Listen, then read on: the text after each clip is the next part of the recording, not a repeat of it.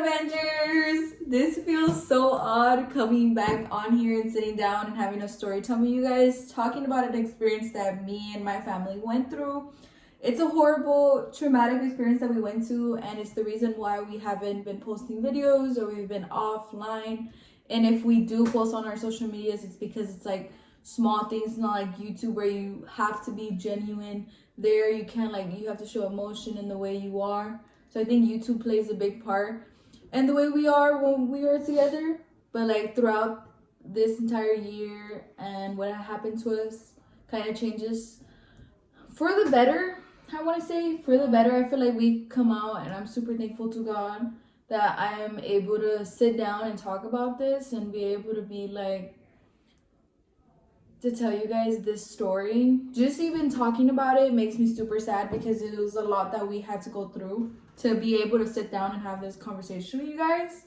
So we are back. We are now older. We have decided, since it's already a new year, 2022, we've decided we want to get back on YouTube. I am a senior in high school already. I'm about to get out of high school. I'm about to enter college. Yahira? I'm already a sophomore.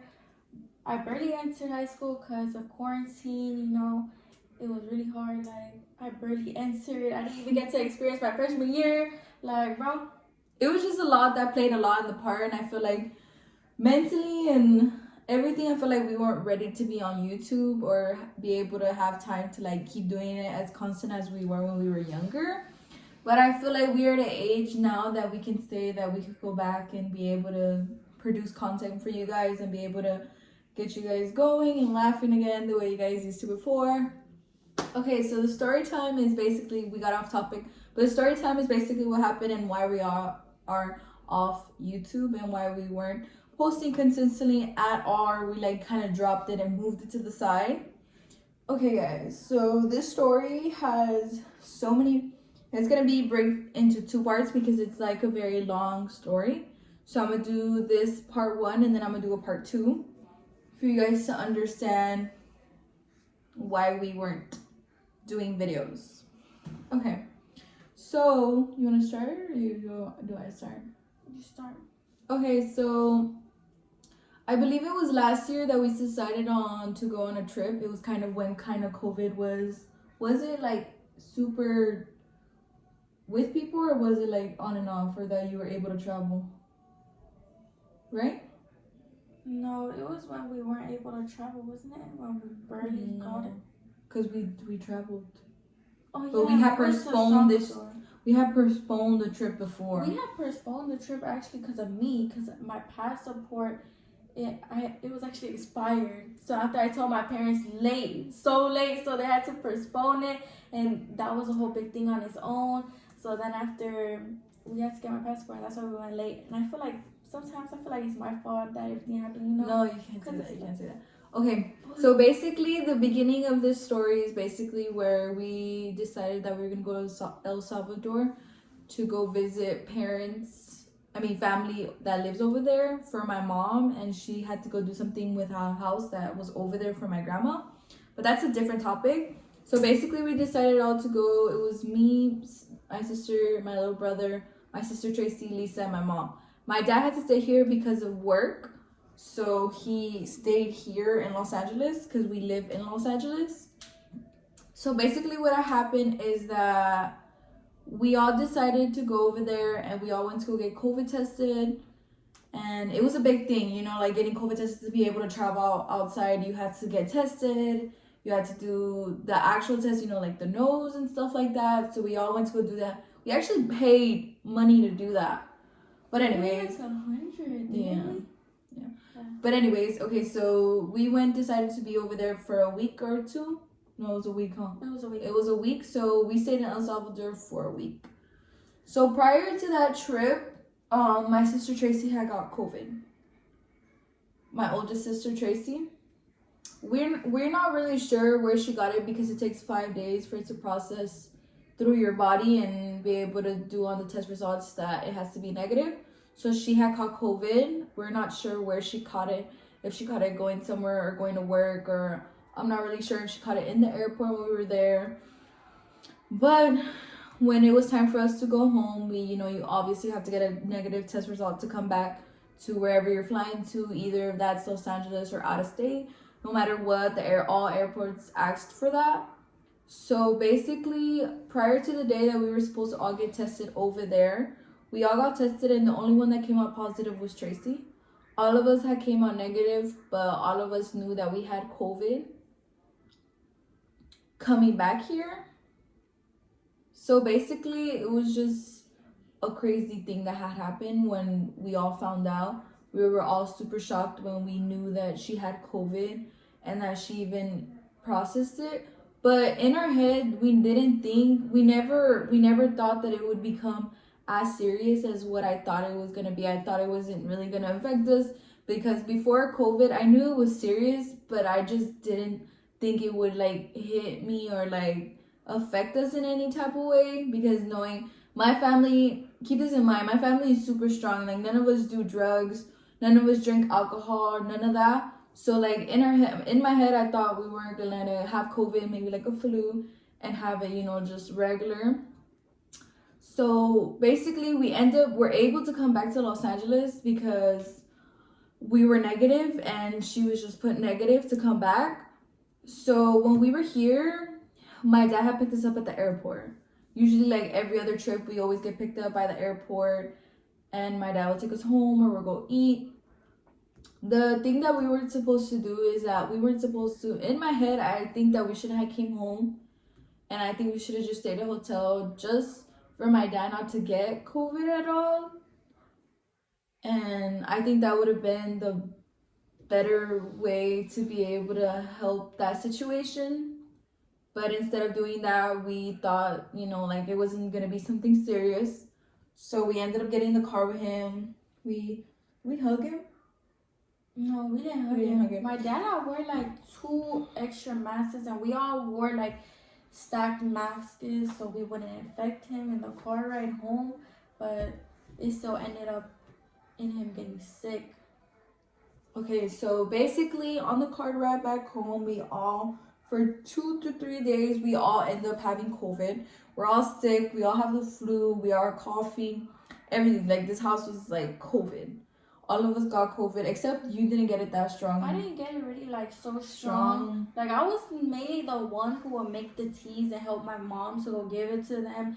Casandra, didn't you feel really bad? Yeah, I felt like, super bad. Most of my siblings said that they felt like all of the symptoms. I didn't feel none of the symptoms, only that I was dizzy and I did feel tired, but I was fine. Like it was like a normal headache to me. It wasn't like nothing that I couldn't like, I felt like I had to sit down and sleep and be in bed. I felt perfectly okay to get up and like get them teas and stuff and like go clean the room or something, or like just like little stuff like bring food up to their room and stuff like that. So that happened, and then so that happened for 3 days where we all felt sick. I felt majority sick. My sister Tracy, she felt sick. And then up until the 4th day, my dad starts to feel something. He starts to feel that, what did he start to feel? He started to feel sick. Like he was hot. Like he was super hot. What was that? It was hurting him for a good amount of time. Was that all he wanted to do was lay down because he just... Didn't he say that his heart felt like was hurting? And his heart was hurting. So at that point, my mom did what she did with us. She had us laying down in each room. So all of us, keep in mind, all of us were in our rooms just for us not to keep spreading what we thought, would possess more, because we didn't really know how it was gonna affect us. So we all just stayed in our rooms. So my dad ended up coming down here to my brother's room, because my brother, he now sleeps in a room downstairs on the 1st floor of our house. So basically my dad took over that room, and he was just there because he felt like he couldn't physically go up the stairs because he was just feeling super bad. No, and also my mom was sleeping in the room upstairs, and my mom had got COVID, so she didn't want to infect him. Yeah. So but the craziest thing is that my mom is like super strong, because I know she was like in pain, but like hers didn't affect her the way my dad did. I don't know, but my mom, this is funny, and I know my mom's gonna hate me, but my mom is a strong little woman. Oh my God, they always say that, bro. They always say that because I have said that before. I remember on a trip to Las Vegas, I had said, my mom's a strong little woman. And they have always said it repeated and repeated. Now just thinking about that, I was just like, she was able to make us all the tea. So thanks to my mom. But back to the story. So basically, how my dad, he was laying down in the bed. He spent there like one day feeling like super bad. Then the next day, which is the 5th day for us, and I think for him it was like the 2nd day or 3rd day. So around the 3rd day, he started to feel really bad. He started to say that he couldn't take it anymore and that he really needed to go to the hospital because he just didn't want to, he just felt like he couldn't breathe. And one thing that we did, that my sister Tracy actually did, my eldest sister, which was really smart, is, you know, the oxygen, what are they called? It's not oxygen. What is it? It's called like a pulse little, what is it? It's like a pulse reader, isn't it? It's like a, it goes on your index finger, and she bought it off of Amazon because she went actually to the doctors because she actually felt really bad herself. So she rushed to the hospital, and the doctors told her like it's better off you buy this little machine, which she bought on Amazon for the finger, because my parents are older, so the doctors had told her it was better to buy it to check if they're okay, you know, to check if their finger pulse is okay. Wasn't it their oxygen level? I don't know, but we'll insert a picture here or in the end of the video of what that actually thing was. I can't think about the name at the moment. But she ended up buying that, and so my dad had it in the room, and my mom slept with him downstairs because she got a little worried that night, so she slept with him. So it was around 3 or 4 in the morning. It was around 3 or 4 in the morning that he got up because he said he couldn't breathe at all, which was very intense now that I think about it, because I wonder what my mom felt and what my dad felt just thinking about it and talking about it. It's just insane. So basically, my dad had told my mom to take him straight to the hospital, take him to the emergency room because he couldn't breathe. So my mom goes ahead and takes my dad, and then that's where this nightmare of this story begins. It was the Dignity California Hospital, right? The Dignity Health California Hospital. Yeah, like that. Okay. So basically, he stays there in that hospital because it's kind of closer to where we live. We live semi by like downtown LA and Koreatown. So basically, it was the closest hospital near us. So basically, my mom ends up taking him there, and he's hospitalized for how long did they tell us that he was? He was in there for about 3 months. Yeah, 3 months. So basically, my dad was in there for 3 months. In my head, you would think that a hospital, you know, would do everything for a patient, but this hospital, I'm sorry, no like disrespect to the hospital or anything, but this hospital treated my dad like the worst. I don't know if it was just our experience with this hospital, but this entire experience with them was horrible. We cried every single day and every single night because this hospital will give us an information and then tell us something else. So it's like back and forth with stuff that they would say. I don't understand if this is the way the hospital was run, or if it was the doctors that were given to us, or it was like, it wasn't the doctors, it was the nurses. Like the nurses there that would give like information, like your dad is gonna pass away after my dad will be fine the next day, and they will say something else. Like they would say that this might be the last time you ever talk to your father, but it was just changed like here and there for 3 months straight. So my dad was in that hospital for 3 months because he had COVID, but this time it was like he had got COVID and he wasn't able to breathe. Like he needed to be connected to the oxygen tanks to be able to breathe and to be able to have oxygen in his lungs, because it had hit my dad so hard that he was not able to breathe on his own anymore. So he needed that. And so basically what had happened was that he was just connected, and for the 3 months straight, it was that he would always lay down like this. I'm 100% sure we have pictures of the hospital. He was only on his back front side. He was on his front stomach. Yeah, on his front stomach. That's how he was laying like this for 3 months. So it even hurts talking about it, guys. Like I want to cry. Like thinking about it, it's just like, damn, we really went through that. Like it was really a life-changing experience for us. Like, we look at life so much more differently now since then.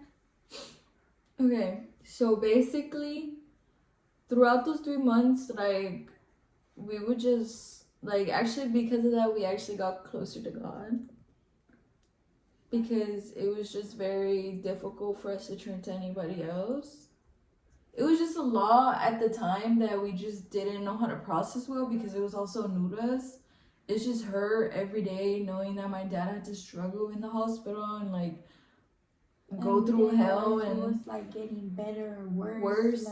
It was just freaking hell, guys. Like, I don't pray on anybody to feel that because I know your loved ones, a lot of people suffered through COVID. And I'm very fortunate that my dad was able to come out through this as a better person. But it's just intense to say what happened because it was just so much that it's just like you can't even, if you were explaining the story to somebody else, they would be like, I can't believe you went through something like that. You know what I mean? Like, it's just that type of story. And so basically throughout those 3 months of hell, it was just basically what she said. It was back and forth with information that the nurses would give us or that the doctor would give us. And it was just like 2 days that I remember that were the hardest 2 days. The first one is when they told us they were going to have to put him in the ventilator. And so we all kind of froze our life and we went straight to the hospital and we were just there crying and stuff like that because we thought, you know, a bunch of people say we would look at the ventilator and like people that were in that hospital that would get ventilated and that they wouldn't make it through the night. So basically put that image in your head and think exactly what you're going through is something that might happen to you unless you actually really think about it. And so in our head, that was basically in our head what we looked at, that he won't probably make it through the night and stuff like that because his oxygen was just so low and just so bad. And just if you could see my dad the way he is now, I'll put a picture here before, but if you could see the way my dad looked, he just didn't look like himself. My dad was always a very strong person. He loves to eat. He loved to eat.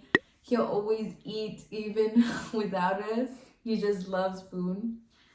And he was just very big. Like, he was very big. And at that time,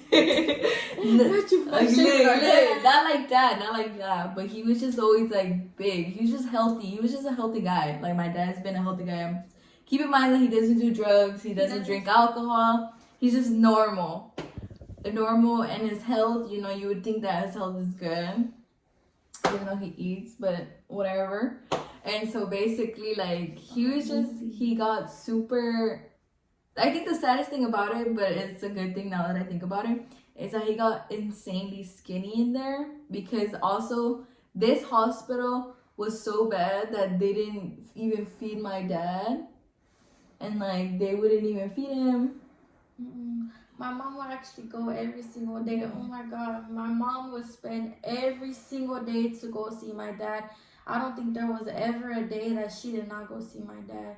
While he was in the hospital for, imagine guys, 3 months straight going to this hospital. I knew everything around this area at this point because I went there so much. Which is so sad to say that I knew everything in that area and everything that was even close to this hospital because I went there every day and every single day to see if I can even see my dad. Yeah, because at first they did not let us see our dad because there was an age restriction, I think, because you had to be like 21. I think it was 18, older, right? I think it was 18, but I'm not sure. I don't know, but they said that minors could not step in to see any type of patient in the hospital, so we couldn't go up to even see our dad. But Casandra actually could. I was able to enter the hospital. It was just really sad. I think every time I would get out of seeing my dad, I would cry because it would just hurt me a lot to see him in there and just like really skinny and just not happy. Just not happy. It's because being in a hospital is like, except that it's better food and stuff like that, but it's kind of like a prison because I feel like he felt like he was trapped in there, and because he couldn't get out on his own what? His own oxygen. His own strength. He wasn't able to get out there with his own strength. He was just so weak and just horrible. It was just horrible, guys. Like, imagine not being able to breathe and you needing those oxygen tanks to be able to breathe what you breathe, which is so intense now that I think about it, because it's so crazy to think about it.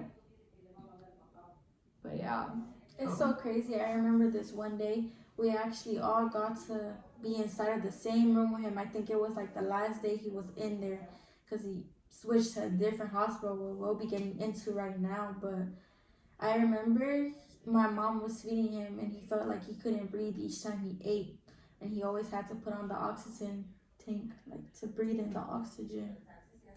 Yeah. And I just remember that he said how, I remember that day we were all crying together. We were all right there, just hoping my dad would be okay. He'll survive. Yeah. It's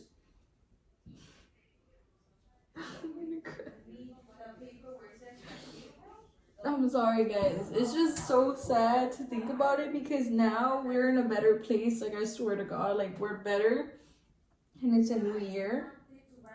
But just thinking about everything we had to go through to be at this moment just sucks. Because I did never in my life thought we would ever go something through that.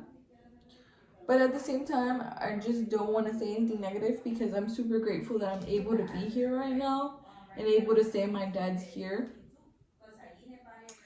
Sorry if you guys hear my sister. Okay, guys, so I think this is it for this part. We're going to talk about what happened and how my dad was able to get out of this situation. This is the first part of this video. I want to say thank you guys so much for watching, and I hope you guys watch the second part. I can't say the whole entire story because it's too long, and the video, YouTube's gonna cut it off, the entire video, so I have to make it 2 parts. So please go to the next video that I'm going to be posting about this story, about why we don't make any more content. But we are going to talk about this in the next side of part 2. So if you guys came this way, I hope you guys are watching the next video. And I just want to say we're back, and I really hope to make more videos for you guys and be able to be consistent and show you guys what our life is now. And I hope you guys want to see us and look at our videos again and want to laugh with us again. My Pearl Adventure fans, lovers, everything. I can't wait to see if we're able to do this again. If you guys want to watch us and want us to produce more, or if you guys don't want to view us anymore. Either way, anybody that tunes in to watch this video, I'm super grateful that you guys are listening to the story. So I think that's it. So this is it for part 1, and we'll see you in part 2. Love you guys all so much. Thank you guys. Bye. Adventures.